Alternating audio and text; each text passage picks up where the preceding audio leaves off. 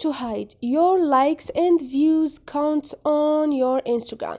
Hi guys, in this video I will show you how to hide likes and view counts on your posts on Instagram. It's so easy and quick. First thing, go to your Instagram. Now go to your profile and click on those three lines up there. Now click on settings and click on privacy, which is the third choice. Now scroll down and click on post.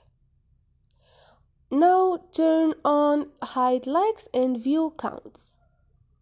So you won't see the total number of likes and viewers on posts from other accounts too. So you can hide likes counts on your posts when you create them by going to advanced setting and turning on hide likes and view counts on this post.